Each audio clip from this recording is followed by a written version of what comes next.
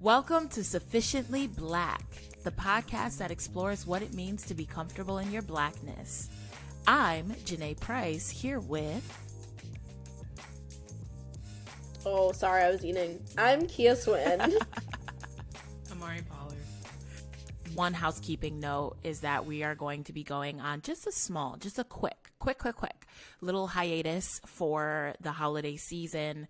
Just like y'all be celebrating holidays, we be celebrating holidays, and we don't want to, be doing all this work over the holiday season. We want to rest. We want to relax up.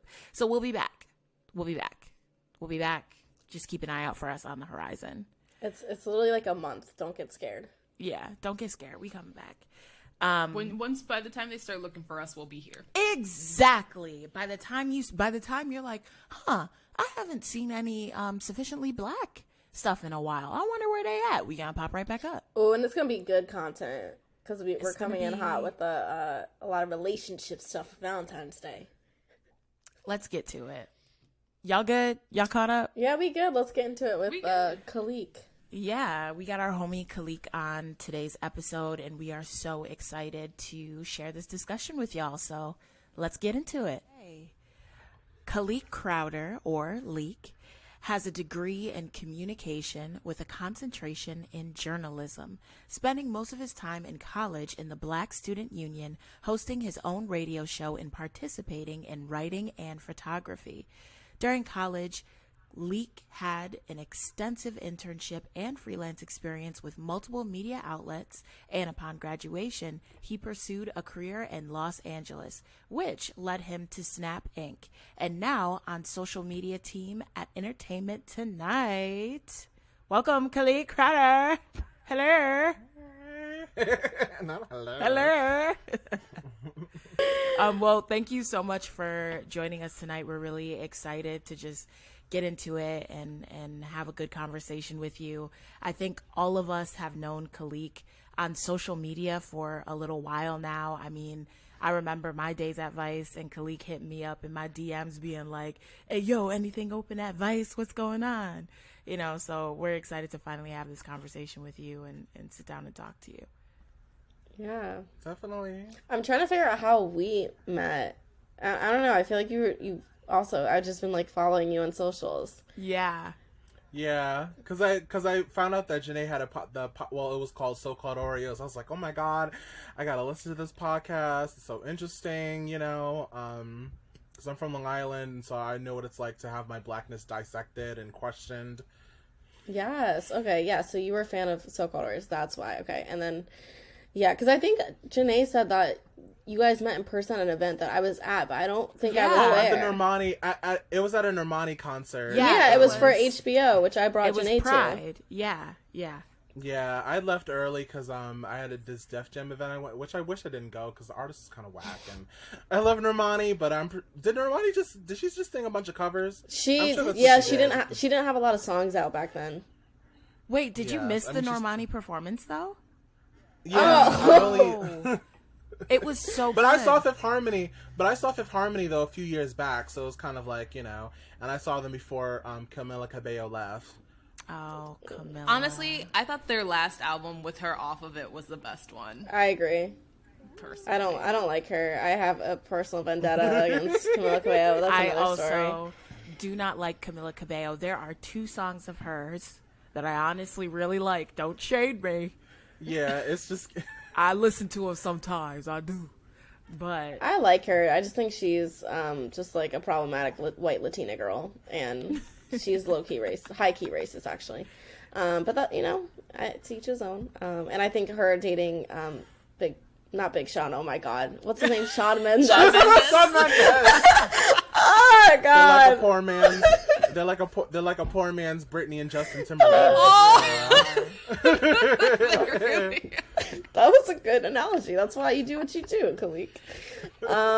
But yeah, speaking of what you do, I came across this tweet about this article on how to profession is not your personality. It's in The Atlantic by Arthur C. Brooks. He does a column, and that got a lot of heat on Twitter. A lot of people were talking about it, really connecting to it. And then Khaaliq texted me saying, you should talk about this in your podcast. And we were like, sure, why don't you come on and we'll have a discussion about it. So that's kind of how this episode came up. And I think a lot of people can relate to this. I think we're all in our 20s, and that's just a challenging time for your career and honestly everything else. But especially when you hit that mid-20s, because I feel like that's when people's paths start to, like, we're not all in, like, the same space. Like, some of us are, I don't know, director level, some of us are assistant level, but I feel like it can be a real tough time because you're comparing yourself to your peers, and I think that's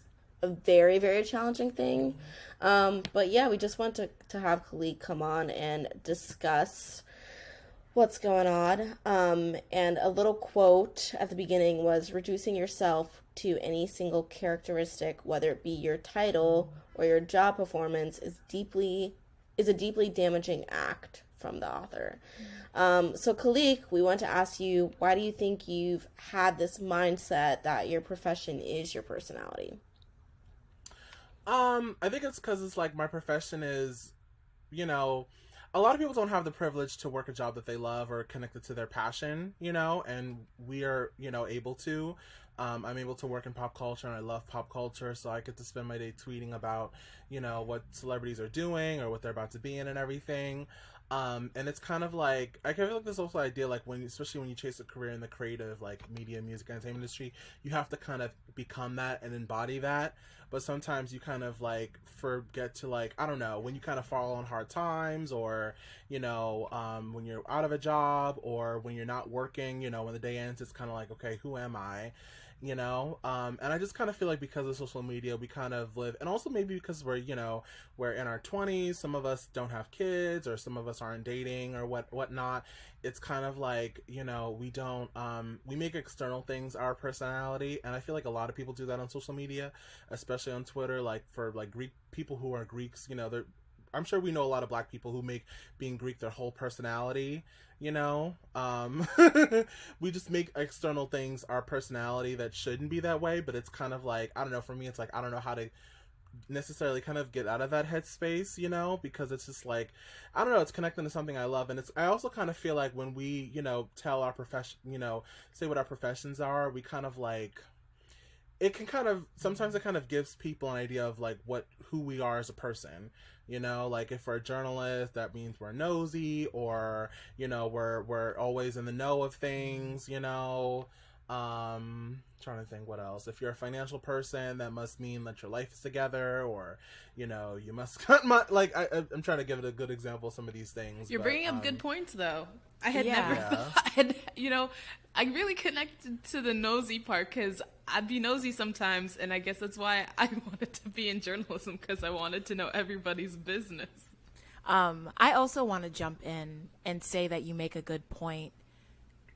And I think I want to blame a lot of this on capitalism, attaching parts of your personality to your job.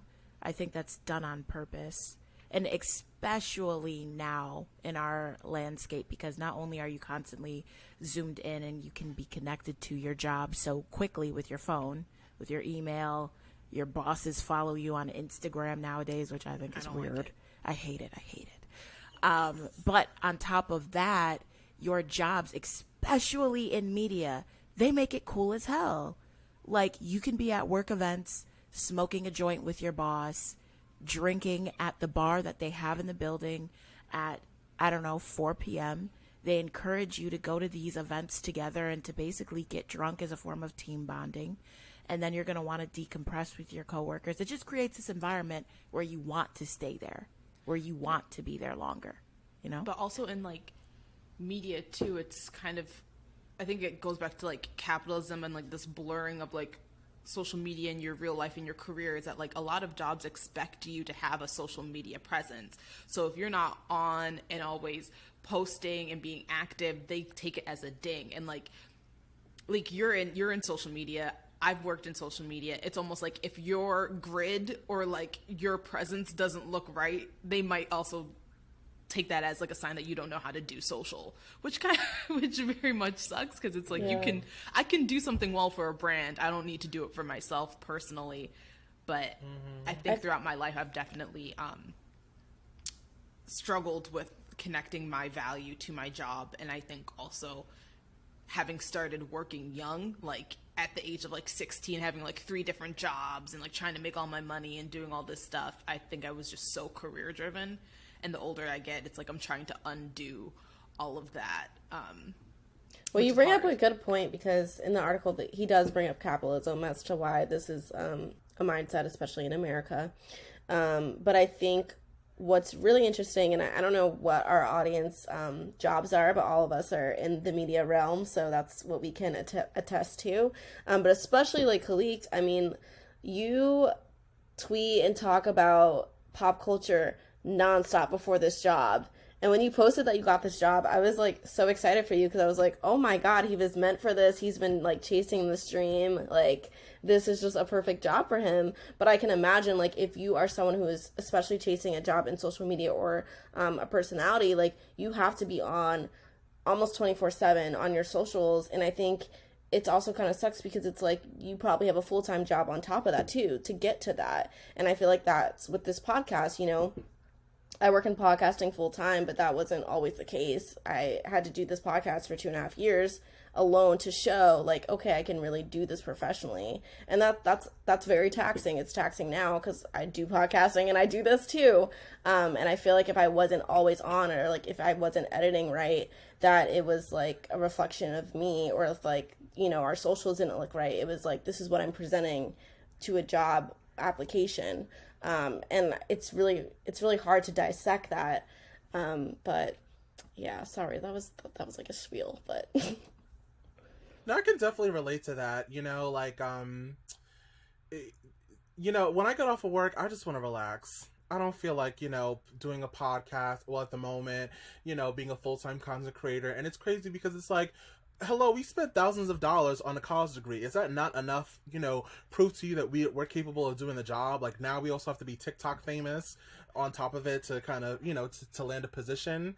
And also it's kind of like, you don't want to, you know, for me, like on the weekends, you know, if I meet people, they'll ask me, you know, what I do or why I'm moving or blah, blah, blah, whatever. And it's like, sometimes I kind of like trying to get, you know, out of like looking at my emails or talking about stuff, because I'm like, I don't care what these people do, you know, I'm on the weekend, I'm here to relax at the moment, you know, and try to you know, that's kind of my way to kind of, you know, separate work life, you know, professional life, because also this is expectation that you have to be in touch with every, like, it is, you know, I personally like to listen to music from like 15, 20 years ago, and it's like I can't, you know, keep up with every artist, and then I got to keep up with the friends' new music, and, you know, every music that's coming out, New Music Friday, and just in this celebrity and who's this person, you know.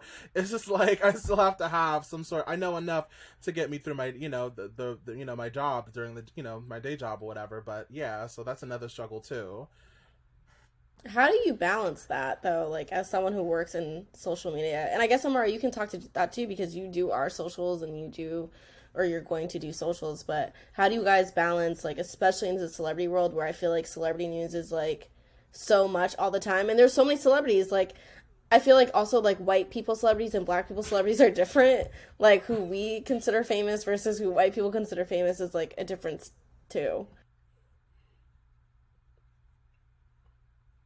Yeah, for me personally, it's funny actually, because I went back to grad school because I just felt very overwhelmed by how connected to the internet I was, because I was working at a news organization, I was doing their social media and audience development, and this was also during the time, you know, like Trump had, you know, been elected president not that long ago.